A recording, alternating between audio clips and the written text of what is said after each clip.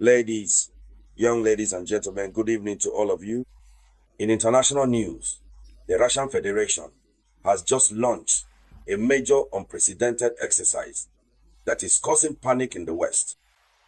This exercise is called July Storm. That's its name, July Storm. That's all. This July Storm exercise, which was launched on the 23rd, started on the 23rd of July, 2025, and will end on Sunday, the 27th of July, 2025. This military exercise is a major naval drill that frightens the West because of its nature, its objectives, and the area in which the exercise is taking place, the various zones that are being used. It's intimidating. Not all armies are capable of carrying out such exercises. NATO has launched its own exercise on the other side. Russia, to demonstrate its strength and power, has come with July Storm. In other words, it overshadows and makes people forget all the exercises that others have conducted. Ladies and gentlemen, in this video conference, we will talk about July Storm, an exercise that the West will never forget. But before we continue, I humbly ask you to share this video conference as much as possible. Share it in every group you can. Give it lots of likes. And above all, don't forget to always leave your opinion in the comments. And if this is your first time coming across my video conference, please subscribe.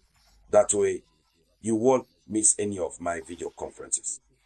Also, and most importantly, go to the Play Store or Apple Store and download the Moyen Express app. So let's dive deeper. July Storm. Yes, July Storm. It's a Russian naval exercise of very great scale. Its nature and its scope. The July Storm exercise is a large-scale naval maneuver launched by Russia, which began on Wednesday, the 23rd of July, 2025, and is set to continue until Sunday, the 27th of July, 2025. This exercise involves an unprecedented mobilization of resources with more than 150 ships, Maranatha, with more than 150 ships, warships, and around 15,000 military personnel. There are 150 warships and 15,000 soldiers. There you have it. What's happening?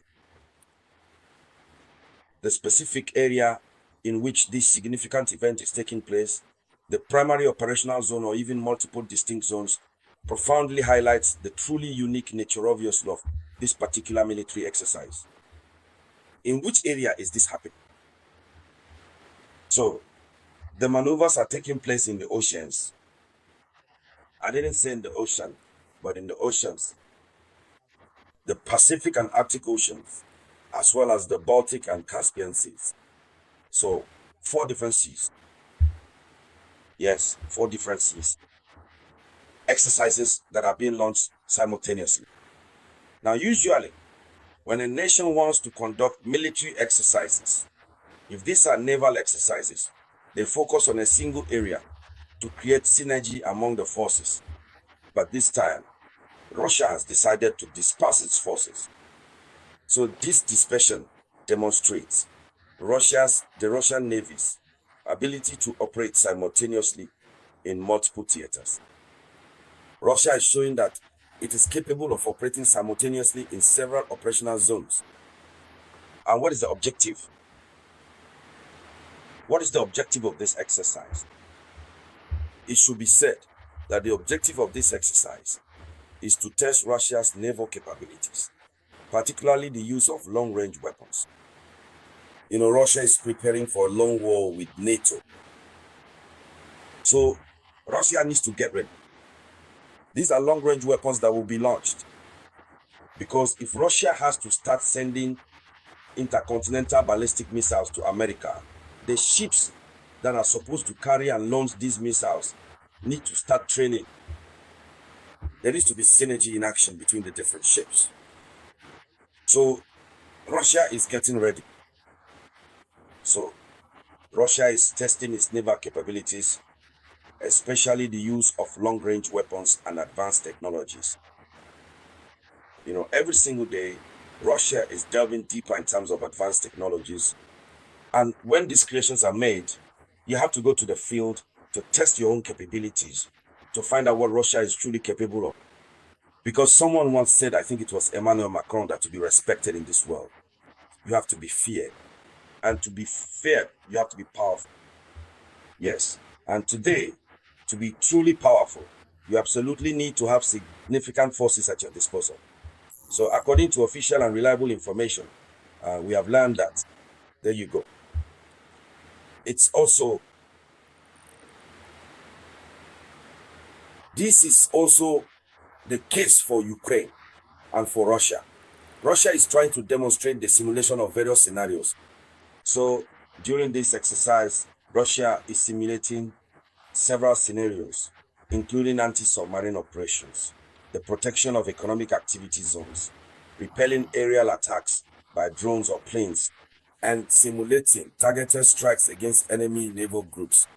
So the exercise includes several aspects: the protection of vital economic activity zones, how to effectively repel aerial attacks carried out by drones or planes, and how to precisely target and strike enemy naval groups. So it's a show of force, since the July Storm exercise is clearly a demonstration of strength. Yes, there you go. So it's a show of force from Moscow, which is currently in conflict with Ukraine. And then it raises tensions, because NATO, seeing these various ships, is forced to question its own capabilities and to review its weaponry, its military arsenal. But the truth is that Russia is all alone, even if Russia has allies. But alone against how many states? NATO member states. And so the Western countries have not yet started to speak out, except for a few statements that make it clear that things are not going well. They are panicked. And so, ladies and gentlemen, that was the top international news story. Thank you for sharing it as much as possible. I'll be back with more news for you shortly. This was the voice of your one and only Samurai.